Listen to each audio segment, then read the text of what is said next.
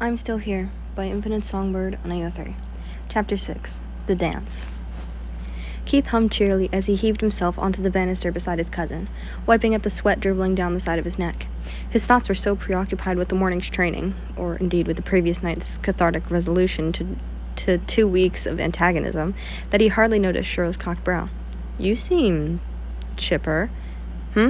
Across the deck, Lance clambered down from lookout, foregoing the last few rungs and leaping the remaining distance to the ground below.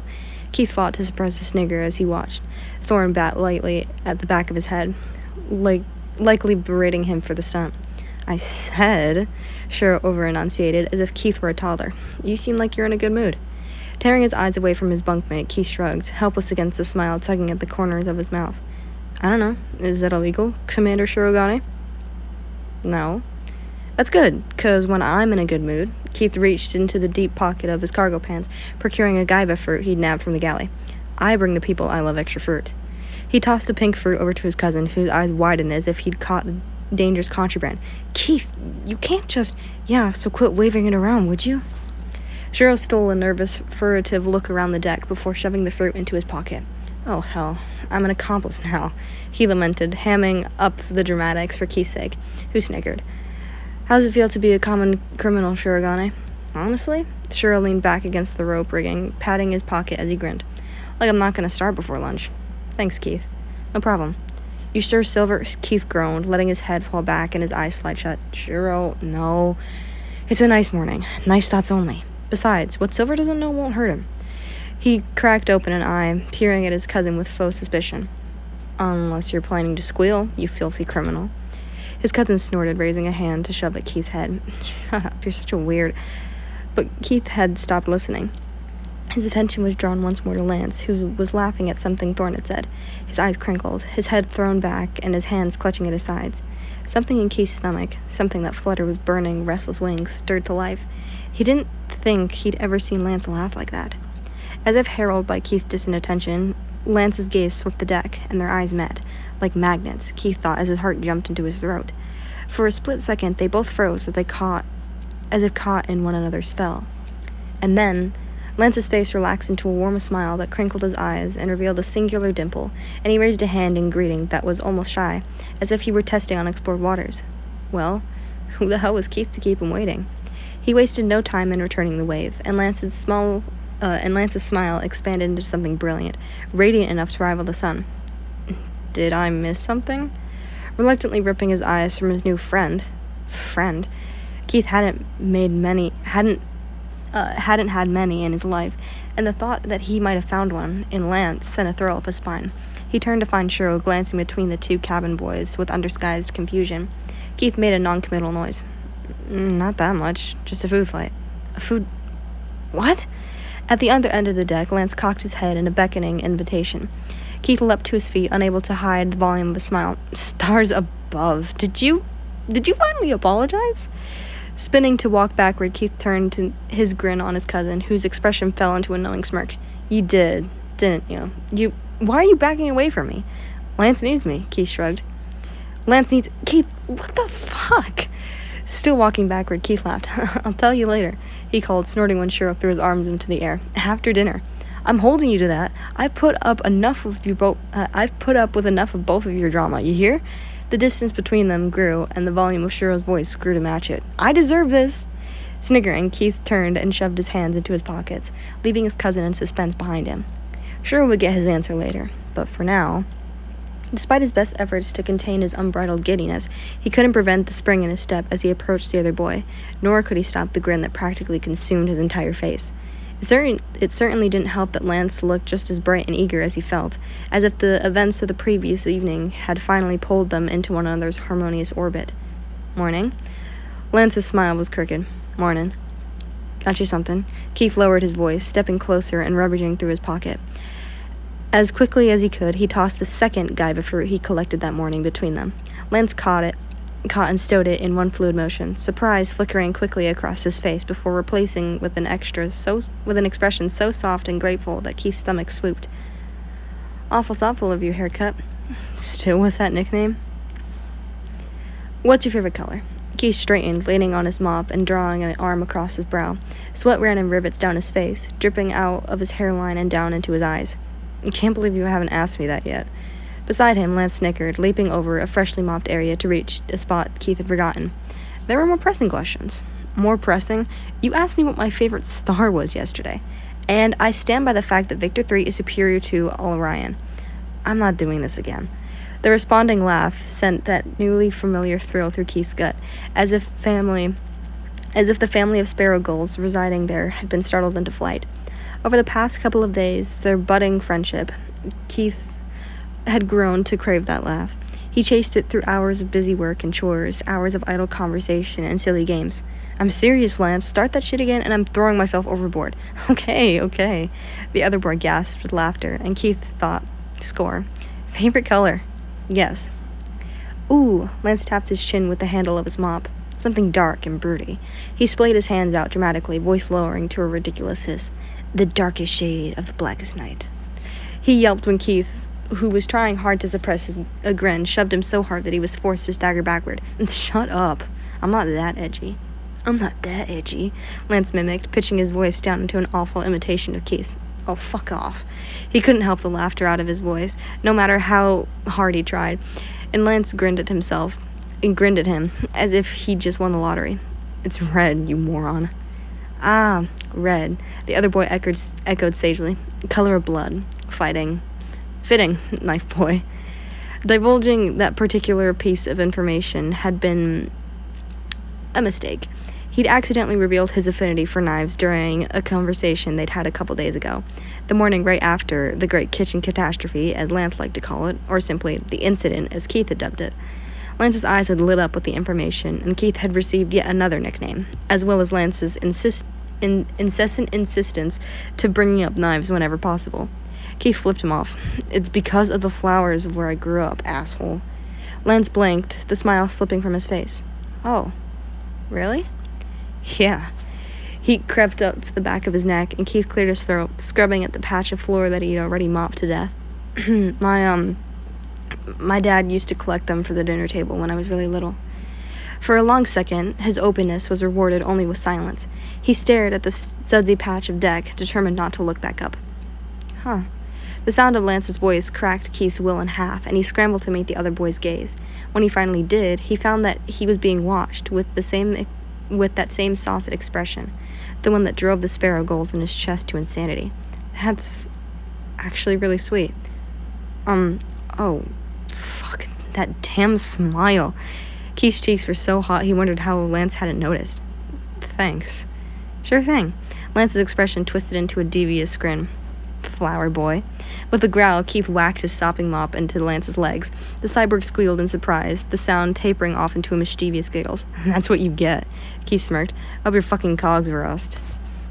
That was another nugget of information Keith had recently collected about his bunkmate. The night of the incident had been the first time Keith had ever seen Lance's cybernetic leg. He tried not to gape at it when Lance had emerged from the shower, and he took special note of the way the other boy had taken a timid step backward under Keith's surprised gaze, fist tightening around his towel in a rare display of self-consciousness. Keith had promptly torn his eyes away from the prosthetic and challenged Lance to a race back to the galley. He hadn't brought it up since then, at least not in a way that held any promise of meaningful conversation. Having watched Shiro struggle with the loss of a limb, Keith knew better than to pry, and thought he couldn't deny that he was curious. And though he couldn't deny that he was curious, he'd willingly resigned himself to the fact that the prosthetics on the right side of Lance's body might forever remain a mystery. Now, with Lance practically choking over his own laughter, the shadow that had fallen over his eyes that night in the washroom was nowhere to be found, replaced instead by the sparkle of mirth. They don't rust, flower boy. I know it looks cheap, but it's not that. Would you stop hitting me? Lance yelped as he nearly lost his footing over the wet floor, and Keith snickered, his mop threateningly raised in his hands. Only if you can it with the fucking nicknames. No promises. And tell me what your favorite color is before I decide I'd rather talk to Roth. Boo. Gross. For star's sake, just blue. Satisfied, Keith hummed. That fits. Yeah? Keith nodded, transfixed by the little dimple between Lance's eyebrows where the inner ends had quirked together. Yeah. A shy smile overtook Lance's features, and, after tucking a lock of hair behind an ear, he turned his attention back to mopping. Favorite brand?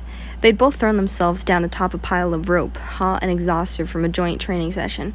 They'd been in space for a little over a month and a half, and Thorne had decided it was time to implement yet another variable into Keith's training in the form of Lance. Consequently, training had become twice as chaotic. Keith squaring off against both Lance and Thorne all at once, which was incredibly unfair considering that, to Keith's very limited knowledge, Lance had been Thorne's pupil for quite some time. Some days, Thorne simply asked Lance to observe, and the other boy would perch up in the rafters and provide a colorful running commentary of Keith's progress. Considering Lance's question, Keith fanned himself before tightening the band holding his ponytail. I don't know. There's a bunch my dad likes. What do you like? He hesitated for a beat before responding. Flight of Stars is pretty good. Ooh, oldies. Didn't peg you for a fan of folk, but it makes sense. Those guys are from Eden too, right? Keith blinked. You know them? He asked, trying not to sound too incredulous. Mm-hmm. Thorne's got a couple of their albums on her holopad. Shit. He made a mental note to ask Thorne if he could borrow her extensive music library at some point. He and Lance had been the only crew members not assigned to holopads. Silver had deemed them unnecessary for cabin boys. Dad and I would listen to them all the time. Used to dance around our living room. You guys have similar taste? Well, yeah, he was practically my best friend. Lance propped himself up onto his elbows. Was? Oh, shit. Fuck. Keith squirmed uncomfortably, pulling restlessly at his ponytail. Yeah, we sort of drifted apart over the years. For a few beats, he could feel Lance's eyes on the side of his face, and then his companion was humming nonchalantly. Favorite song? And fuck, if that wasn't one of the things Keith liked most about his new friend. Lamb seemed to have an uncanny knack for knowing precisely when he trod into dangerous territory, and was always so quick to change the course that Keith would never feel pressure to reveal anything he wasn't ready to divulge. Dream a little dream. Keith hurried, latching on to the subtle change in topic like a lifeline. Lance wagged his eyebrows, fixing him with a lopsided grin. Very romantic. Shut up, he grumbled, avoiding the other boy's eyes in favor of aiming a kick at his boots. Favorite movie? Beside him, Lance stiffened, and Keith's stomach sank. It was hard to tell when it was going to happen, but every so often, one of Keith's questions would set Lance's walls rushing back into place. Although he lamented the loss of the boy's open, carefree nature, Keith had come to accept that there were things that his new friend wasn't ready for him to know. He couldn't say that he didn't understand. Lance paid him the very same courtesy of respecting his privacy, for which he couldn't have been more grateful. Back home, his less than sunny disposition and troublesome reputation precluded him from having friends. But here, hundreds of miles from petty fistfights and threatening cops, he wanted to be so much more than what he was. With Lance, Keith felt as if someone had finally given him a chance to be seen, not as Keith the delinquent or Keith the letdown, but as he wasn't sure he knew yet. Hey, he nudged Lance's stiff shoulder. You don't have to answer, you know. When Lance remained quiet, Keith hummed lightly. Favorite? Oh, I know, I've never seen one. The words had been uttered so softly that Keith almost hadn't heard. You... what? He asked, turning to his companion with knitted eyebrows. Lance was staring down at his hands as if they held a way out of the conversation. Like you've never seen... a movie. Yeah, Stars, this is fucking embarrassing. He added, face reddening under Keith's stare. He ducked his head, rubbing a hand across the back of his neck, as seemed to be a nervous habit of his. I just never had a holo screen growing up, you know? So, no movies, he finished lamely. Keith chewed thoughtfully at his lip, digesting one of the only pieces of information about Lance's past he'd ever willingly offered. He filed it away for safekeeping, alongside what precious little he knew about Lance. The dog he'd offhandedly mentioned having, the marble he carried, clearly a token of history and sentiment, the night terrors from which Keith only now carefully woke him, the cybernetic limbs adorning the right side of his body, which frequently required tightening after a long day's work. Of course, Keith had acclimated similar tidbits of information as well. Favorite color, blue. Favorite food, Koran's goo, had been the sarcastic answer. Favorite star, Victor 3, apparently. Lame choice, but okay. Favorite animal, giant spore, whatever the hell that was. Other tokens of information, too, irrelevant perhaps to anyone but Keith.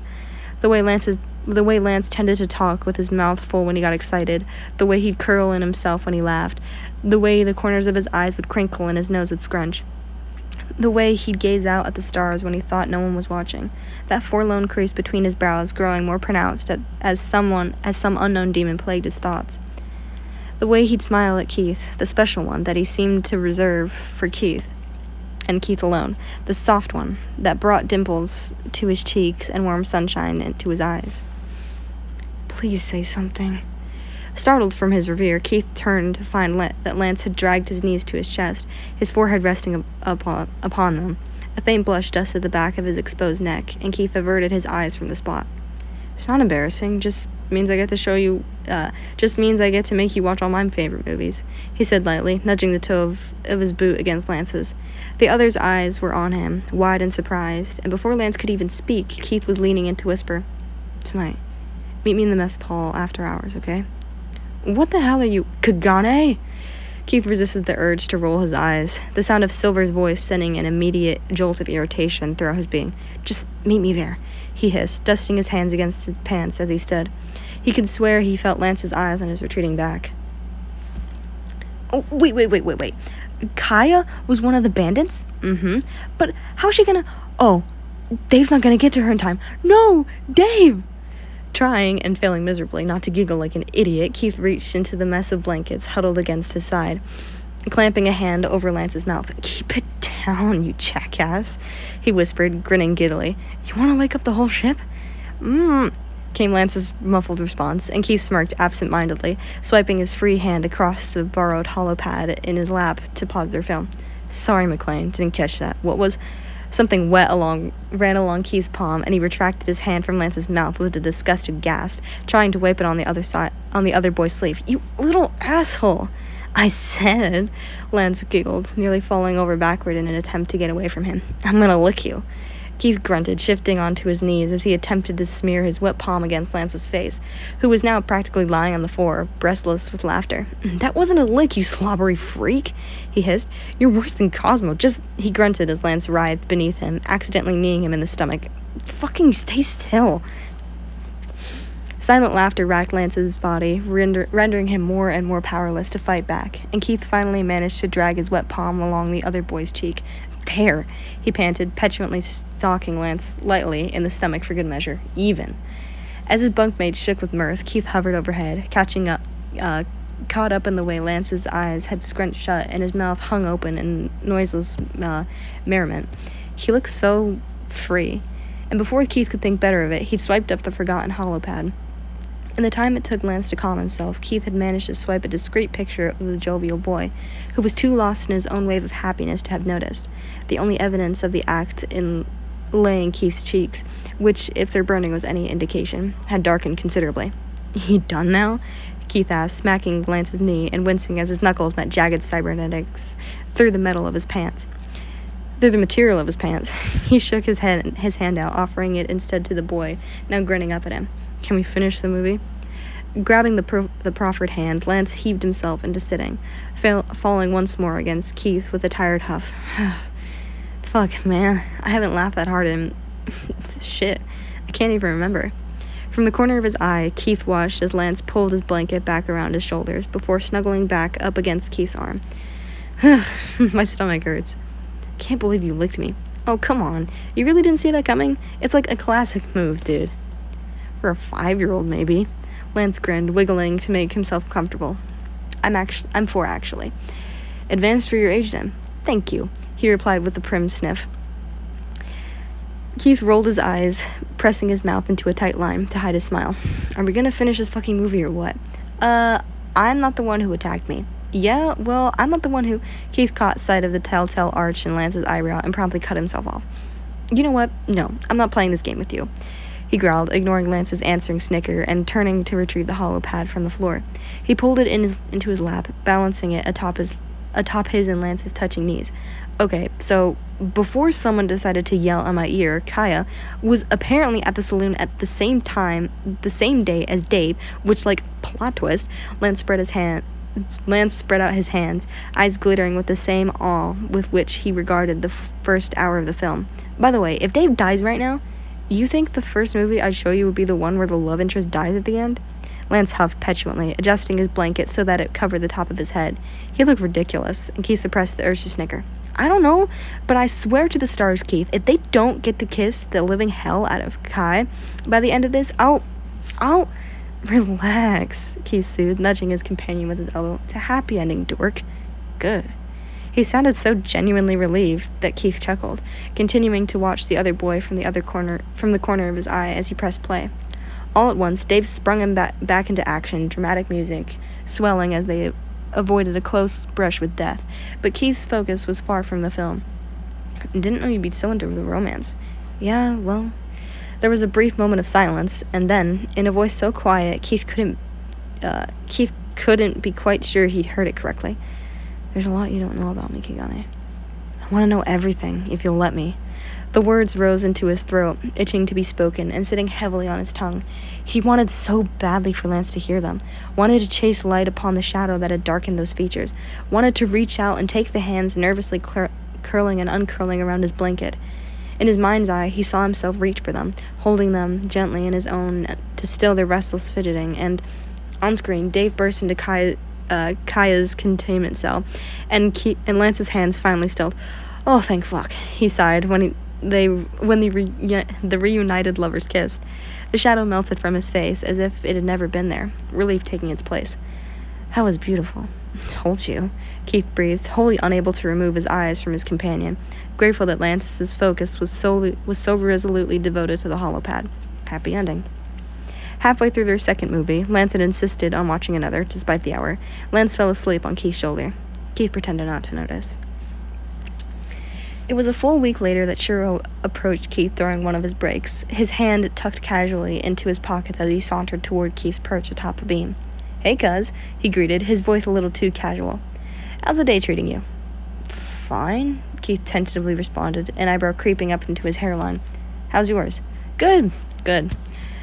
His cousin glanced around before fixing Keith with an expression he'd never really seen Shiro make. Is Lance around? Instantly suspicious, Keith narrowed his eyes into slits, hoping that his expression might dampen Shiro's freaky smile. He's in the mess hall with Silver. Why? No reason. It's just... You two have been pretty attached at the hip lately, huh? Yeah. We work together? Why are you making that face? His cousin's weird expression intensified. What face? I'm not making that, Keith cried, pointing like a lunatic and drawing a couple stares from the passing crew. He made a conscious effort to lower the volume of his voice, and it left him in a hiss. That face, what the fuck is that? Nothing, Shiro insisted, holding up his hands in defense. I'm just really glad you and Lance have been getting along. What the fuck? Okay. That's not exactly new, Shiro. It's been like 2 months. Shiro cleared his throat. I found the picture. Keith blinked. What? He cut himself off immediately as he watched Shiro pointedly tap a finger against the hollow pad in his utility belt. Realization crashed into him, his mouth suddenly going dry. Sorry, Keith. Thorne and I were taking pictures of the wind damage to the hull, and I didn't mean to snoop, well, it's my pad, technically, so... Stop talking, Keith pleaded, burying his burning face into his hands. He'd completely forgotten about the picture, or, indeed, why he'd even thought of taking it with the pad he'd borrowed from his cousin had been a good idea in the first place. It had just seemed right in the moment, necessary. He leapt down from his perch, shoving his hands into his pockets and stepping around Shiro as he retreated to the galley. Look, just delete it, okay? Hey, wait. His wrist was caught in a gentle grip, and Keith turned to find his cousin staring at him with wide, alarmed eyes. Not a trace of the strange expression he'd been wearing moments earlier. Why would I do that? Keith shrugged, unable to look his cousin in the eye. I don't know, he mumbled, shifting from foot to foot. Because it's weird. It's not weird to enjoy seeing a friend happy, Keith. Ever so gently, he was spun around to meet a gaze that was so open and earnest that Keith felt his walls crumble. And, well, he certainly hoped that his cousin was right, because stars above and hell below, did he like seeing Lance happy? I think he's my best friend. The words felt strange coming out of his mouth, considering he never used them to refer to anyone but Shiro. But it also it also wasn't as if he'd ever really had any friends. He'd routinely pushed away anyone that tried to approach him at the garrison, genuinely favoring his own company to that of others. The concept of having a best friend when there was none to choose from in the first place seemed like a bit of a fallacy, but at the same time, he was pretty sure he'd pick Lance. No matter how many people he met, no matter how many friends he made, Lance would be the best one he had. He just couldn't see himself caring about anyone the same way. Couldn't see himself wanting to know anyone the same way. Couldn't see himself wanting to be known by anyone the same way. A light breeze sent his bangs into his face, and Shiro brushed them aside, his expression fond. "I'm glad to hear it," he said, and Keith was grateful he'd said that and not something truly embarrassing like, "Glad you're finally making friends, champ." "Thanks, Shiro," he mumbled, his cheeks aflame. He ducked under his cousin's arm, spotting Lance and Silver emerging from the mess hall across the deck. "I gotta go, but, don't show that to him, okay? He doesn't exactly know," He stopped, praying that Shiro would piece together what he was too mortified to say. "Oh." Understanding passed behind his cousin's eyes. "Got it. I'll see you later, then?" Keith shot him a thumbs up before turning on his heel, willing away the blush as he approached the other cabin boy and their quartermaster. They'd been sailing for nearly 3 months when the Leviathan attacked. The day had started normally, a fact Keith found ironic considering the way it ended. There'd been no warning on the breeze, no eerie hush befalling the crew before the moment of disaster. One minute, he and Lance had been playing their almost daily game of, "For fuck's sake, Cosmo, give back the fucking mop." And the next, there'd come a massive rumbling roar from beneath their ship, so mighty and tremulous that the decks beneath their feet shook with it. In the matter of seconds between Cosmo dropping the mop with a clatter and Thorne's voice yelling, "Leviathan!" the deck broke into chaos. Something gargantuan slammed into the Melanor from below, and Keith and Lance both went careening into the floor as the ship pitched precariously to the side. Lance was the first to recover, crawling over to Keith and offering him a hand. There was another roar, and the two of them froze in terror, hands clutched tightly between them as they watched the tentacle, the width of the mast, peek over the side of the ship, mere feet from where they stood. It slowly unfurled to its full height, taking its time with predatory lethargy, although Keith thought that perhaps fear had momentarily slowed the time around them. "Move!" Lance's voice broke fear's spell, and not needing to be told twice, Keith moved. He and Lance leapt apart, throwing themselves out of the way just in time to avoid the tentacle that came crashing down over the spot they'd occupied moments before, splintering the banister and sending shards of wood raining over them. Somewhere, Allura was yelling orders, but her voice was drowned out altogether by an ear-splitting screech. Still on the floor, Keith turned onto his back just in time to witness Lance removing his sword, now dripping with green blood, from the thing's tentacles. The look in the other boy's eye was nothing short of feral, and Keith was alarmed to see a line of ruby blood trailing down his temple. The tentacle retreated, slithering blindly along the deck until it slipped back over the side, and Keith used the opportunity to pull himself to his feet. "Lance!" He couldn't manage much more than the boy's name as he staggered toward him across the shaking deck. Lance met him halfway, and the two of them grasped desperately at one another's forearm. "We need to get to the captain," Lance urged, having to yell over the Leviathan's deafening howls of pain. Despite the wild light in his eye, he seemed eerily calm and collected, and Keith fleetingly wondered how many times the other boy had danced with death. Together, the two of them half ran, half stumbled toward Allura at the helm. However fierce Lance might have looked, the captain was downright animalistic, teeth bared in a snarl as she wrestled the ship from the beast hold. The wheel beneath her hands tugged this way and that as if it were a living entity.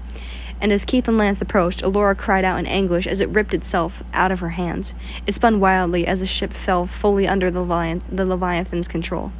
And then Silver was stepping out of nowhere, bellowing in anger, and then in pain as he caught the wheel's spokes.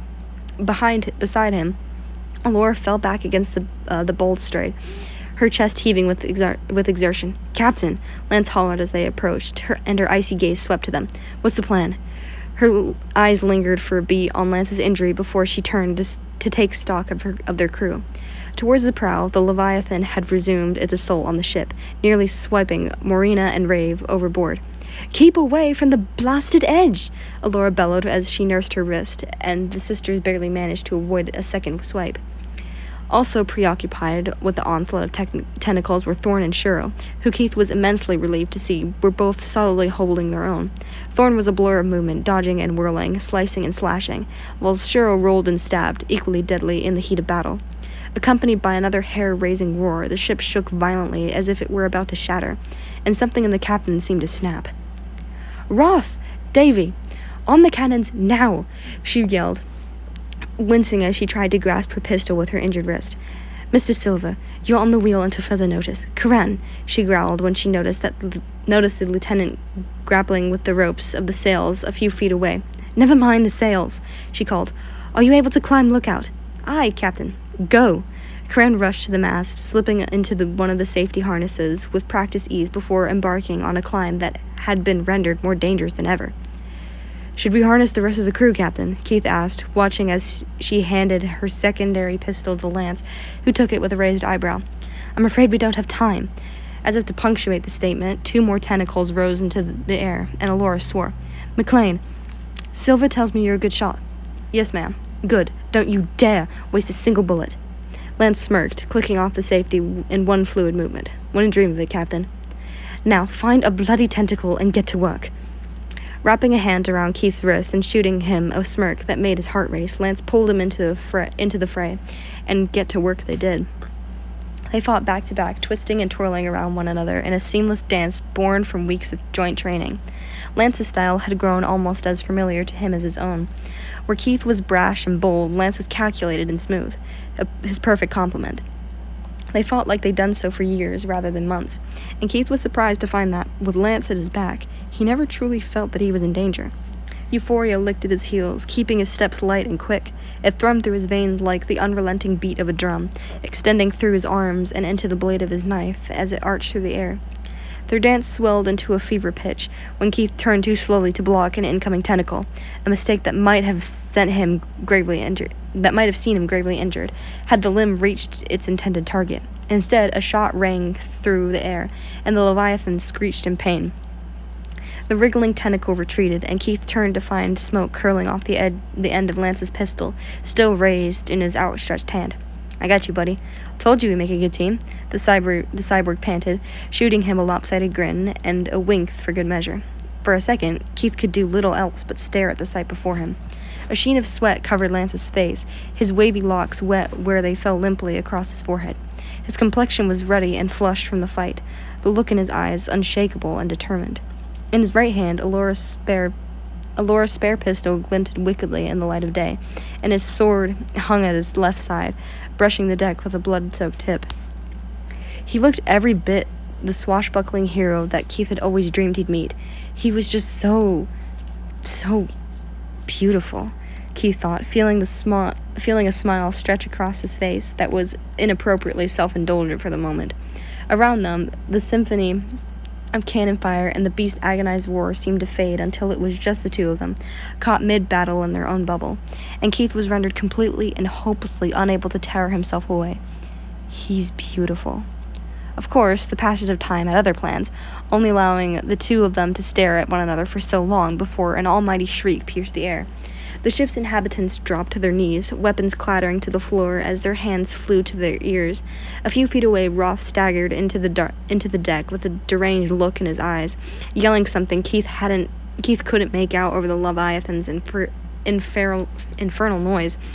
But judging from the meaty fists Roth was pumping into the air, the message was loud and clear. They'd won. The Leviathan's retreat left the crew shattered. A mess of limp limbs collapsed onto the floor in exhaustion. When Thorn found Keith and Lance a few minutes later, the two of them had crawled over to one another and were lying on their backs, their heads on each other's shoulders as they caught their collective breaths. She hovered in their vision, a scaly eyebrow raised as if she'd found them lounging around and playing with Cosmo instead of doing their chores. "Hey, Thorn," Lance greeted in a reedy voice. "Glad you're not dead." "Up," Lance grumbled, removing his head from Keith's shoulder as he pushed himself into a sitting position. "Nice to see you too. Lance," he muttered lowly. "So relieved you're alive, Lance." Thorn's mouth quirked into the ghost of a fond smile. "I need to check the two of you for injuries." "Up," she urged, kicking lightly at Keith's boot. He scowled at her before heaving himself up with a groan. The sailing master crouched, carefully cupping Lance's face with her clawed hands and turning his head as she inspected him. "I'm fine, Thorn. Can you check Keith? I think he might have bruised..." "Me? Lance, you're bleeding." "Am not." With a feather-light touch, Thorn swiped a finger against Lance's temple. Despite her gentleness, he hissed in pain, his eyes growing wide when she held a stained finger up to his face. "Oh," he muttered airily. "Would you look at that?" Keith snorted and exchanged a look with Thorn, who rolled her eyes. "You're concussed, Blue. You're going to go below deck until I've sent someone to patch you up, understand?" Lance moaned miserably. Thorn ignored him, shuffling instead toward Keith. "Come." He complied, shifting to allow her to gently take his face and pat through his hair. "No concussion here, at least," she muttered. "Make sure he stays awake, then." "Yes, ma'am," he promised. She cocked her head. "Where?" "Left ribs, I think," Lance interjected. He was favoring his right while we were fighting, when he caught Keith gaping at him, because, what the fuck? He folded his arms primly. "What? I pay attention," he objected, flushing under Keith's incredulous stare. "Lift," Thorn commanded, tugging at the hem of Keith's shirt. He tore his attention away from the other boy, ignoring his own burning face as he raised his shirt over his head, trying not to gasp at the ugly purple bruise decorating his left side, the left side of his ribs. Thorn hissed, but Lance was speaking before she could open her mouth. "I'll wrap it for him," he volunteered, and fuck. Keith's face was so hot. "Very well." Thorn straightened, and the two of them squinted up at her. "You'll tend to each other in the mess hall until I send someone to inspect your wound further, Mr. McLean." Does it need further?" "Stitches, very likely." Lance groaned, throwing himself sideways so that he was lying draped across Keith's lap. "Fuck me." "I must respectfully decline," Thorn deadpanned, her voice so dry and the joke so unexpected that it surprised laughter out of both boys. Keith winced as his bruises throbbed painfully. "You'll be fine," she continued. "There's a med kit in one of the cabinets. You know the one. I'll send," she hummed, in consideration, her eyes roving across the deck. "Mr. Shirogane, perhaps." A jolt of guilt raced through Keith's heart. It could have been more than a mere minute or two since the Leviathan's retreat, but Keith had been so caught up in the thoughts of other matters that he'd yet to spare a thought of his cousin. "Shiro, is he—" "He fought well and is unharmed. I would not have let danger befall him." Keith released the breath he'd been holding, relief flooding his veins. "Thanks, Thorn." She nodded, and before she could leave, Keith hurried to ask, "Wait, what about you?" "Me?" She cocked her head at him, her reptilian tongue flicking into the air. "Well, yeah, are you—" From a spot in Keith's lap, Lance hummed his assent, and Thorn regarded the two of them with a long look, her reptilian eyes blown wide with surprise. It occurred to Keith that somebody as hardy as Thorn was rarely checked on, and he promised himself that he'd grant her that same care that she gave so fully to their crew. "I am," came her eventual response. Her voice was so much more gentle than Keith had been expecting that it coaxed a smile onto his face. She returned it uncharacteristically fond. "Thank you, Mr. Kigane." Without another word, she turned heel and stalked towards the next huddle pile of sailors, leaving Keith lost in thought. "That feels nice." Keith asked, watching as Roth demanded Thorn give him a high five. "Feels good." Keith blinked, his fingers immediately stilling in their absent-minded combing through Lance's soft hair. "You fucking moron." "Sorry," he mumbled, extracting his hand. "I was just—" Lance whined as if he were a child, chasing after Keith's retreating fingers. "No, keep going. It felt so nice." "No." His voice was firm, despite the fluttering in his chest, and the almost unbearable burn in his cheeks. Ever so lightly, he bounced his knees, and Lance jostled in his hold. "Get up so I can look at your head." With a profuse amount of grumbled complaints, Keith helped Lance stand on his shaky legs. The two of them propped against one another as adrenaline seeped out of their bodies. Together they stumbled down to the mess hall, pulling out the spare first aid kit as they straddled a bench. Lance remained stock still as Keith reached up to gingerly cradle his fingers, brushing the hair from his forehead with the pads of his fingers. He could feel Lance's eyes on him, but he didn't dare look away from his task, nor dared he to breathe as he dotingly cleared excess blood from the wound. "How's it looking, Doc?" The words were uttered between them in a voice so low and intimate that they were nearly slurred, and Keith suppressed a shudder. "Think you'll live," he whispered, his mouth twisting into a smirk. He turned, discarding the bloodied fiber pad and pouring disinfectant onto another. "Might leave a scar, though." The bottle of sterilized solution was shut with a snap, and Keith resumed his tender ministrations, clicking his tongue. "Cuts right through your eyebrow, too. Was this from the wood?" "I think so." If Keith steadily rubbed the thumb of his unoccupied hand against Lance's cheek, the other boy certainly didn't comment on it. "Shit, got you good." I've had worse." Keith hummed, his mind turning to Lance's cybernetics, and immediately feeling the need to lighten the atmosphere. "Kinda surprised you're not demanding we patch it up with nanotech, pretty boy," he teased, not immediately registering the way Lance stiffened underneath his fingers. "A couple of insertions and you're good as new." It certainly hadn't been the first time Keith had teased Lance about his obsession with his looks, and he thought the comment might elicit a chuckle, or perhaps even just a smile. Instead, Lance shrugged, his voice cold and flat when he muttered, "Not a fan of nanotech." For a few seconds, Keith frowned down at the blood-soaked cloth in his hands, wondering what in the hell he could have possibly done wrong. He just returned to dabbing at Lance's brow in tense silence when the realization hit him like a sand speeder, heat rushing to his cheeks as he cringed. Of course the subject of nanotech would be a sore spot for someone who'd lost 2 limbs.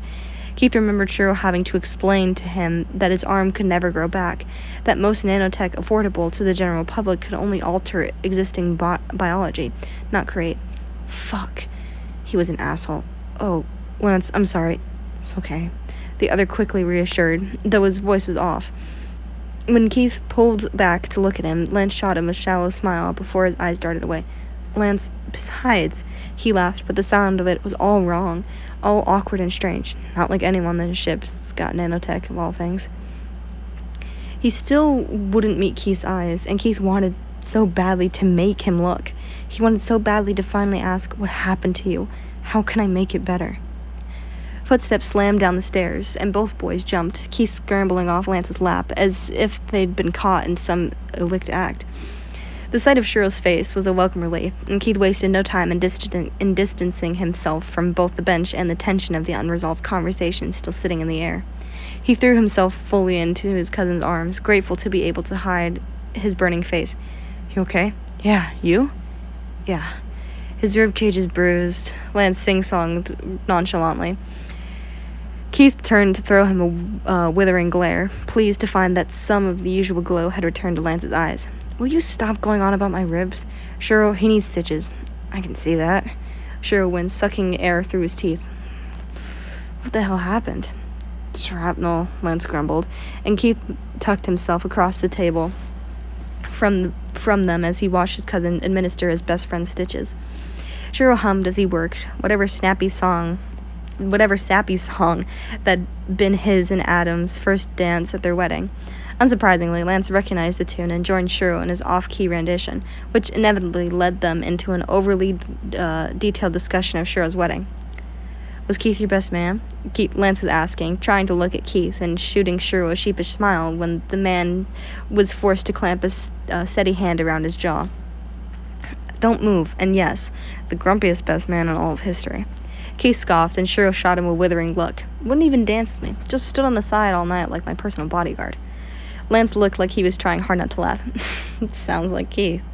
Bristling, Keith folded his arms across his chest, glaring holes into the side of his best friend's head. "Not my fault. I never learned." "Wait, hold up." Shiro did not, in fact, hold up, and Lance's eyes strained sideways as he attempted to look at Keith. "I thought you said you and your dad used to dance." "I mean, just around the living room, yeah," Keith acquiesced. The notion that Lance had retained that particular piece of information sent his heart racing. "But we never, danced. It was more spinning in circles till one of us gets nauseous." Shiro snorted. "Stars, I miss your dad." "Yeah," agreed Keith, who suddenly became fascinated by his palms. It was better than allowing himself to be swept away by a wave of homesickness. He could practically feel Lance staring at him, but he refused to meet the other boy's gaze. They passed the remaining time in silence, each of them lost in thought. When Shiro finally finished tending to Lance, he turned expectantly. to Keith, only to be practically ushered out of the mess hall by Lance. "I got it, big guy. You just go help Thorm. Haircut will be perfectly fine with me." They didn't speak when they were finally alone, nor did they speak as Lance spread salves over his extensive bruise with the barest presses of fingers. It wasn't until later that night, hours after his ribs had been wrapped with the utmost care, hours after the deck had been cleaned and the crew had retired for the evening, that Keith was able to decipher the thoughts behind Lance's uncharacteristic silence. "Keith. Hey, Keith." There was a hand on his forehead, brushing his hair out of his face. "Wake up, flower boy." Keith grunted, his sleep-addled brain urging him to roll towards the touch, and someone snorted, No, come on, man, get up." "What?" he slurred, confusion piercing his semi-conscious thoughts. "What's going on? Attack?" "No, nothing like that." Fingers combed through his hair. "Got a surprise for you." "Surprise?" "Yeah, you just gotta wake up and come with me, okay?" "So late." "I know, doll. You can go back to sleep if you want. No, I'm coming." Though sleep pulled at his mind, Keith was cognizant enough to at least be aware of the slight note of disappointment that crept into Lance's voice, and he wasn't about to have that. "Give me a sec." "Of course, yeah. I still gotta finish setting up, but meet me above deck in 5? "Yeah." Keith forced his eyes open, squinting through the darkness at his friend's outline. "I'll be there." The hand in his hair retreated along with its owner, and Keith was left blinking the sleep out of his eyes, wondering if he hadn't just dreamed the entire conversation. In the gathering silence, it might have been easy to imagine that he might have, if not for the empty bedroll lying a few feet away. He pushed himself into sitting, the simple action pulling at his ribs and prompting the breath to leave him in a pained hiss. The sharp throbbing around his torso was enough to pull his mind from the remains of his sleep, and he clung to his newfound awareness with a desperation and urgency as Lance's words finally registered. Surprise. Above deck. Pain suddenly seemed irrelevant, the need to reach Lance overriding any logical thought for his own well-being. He grunted as he hoisted himself onto his knees, ignoring the way his head spun and his vision swam with exhaustion. It was then that he heard it. At first, he couldn't be sure that he wasn't just hallucinating, that perhaps the all-too-familiar notes of guitar wafting through the still night air was just a delusion born from delirium and homesickness. But then clarity struck him, and Keith thought, ribs be fucking damned. He launched himself to his feet and ran, careening up the stairs like a man possessed, and stopped, dead in his tracks, his heart leaping into his throat. He'd never seen anything more beautiful in his life. The deck was aglow with the light of safety lanterns, their tiny flames dancing against the night sky and casting warm light across the floorboards. On a pile of rope sat a holopad, happily casting the opening of Dream a Little Dream into the Ethereum. And in the middle of it all stood Lance, ethereal and bewitching, offering Keith an upturned palm and a breathtaking smile. "Dance with me?" "What is this?" Keith wanted to say. "You know I can't dance. It's too much. I didn't know I could feel like this. Am I dreaming?" A plethora of responses rose to his mind, but the words would not come. Instead, his body moved on pure instinct, reaching to take the proffered hand in almost perfect time with the robust entrance at the base. He allowed himself to be tugged into a warm chest, and Lance guided his hands to his hips. "So, your hands go here, and mine... Can I touch you?" Keith nodded, still not trusting himself to speak. "Mine go like so," he continued, splaying his right hand over Keith's hip before clasping Keith's right with his left. He held their joined hands out to the side, throwing Keith a lopsided grin. "And this is a slow dance song, so we sort of just sway like, yeah, you got it, partner." Feeling as if his heart was lodged in his throat, Keith swallowed thickly, wetting his lips as he finally regained some semblance of composure. You did all this?" "Well, yeah," Lance shrugged, though the radiance of his smile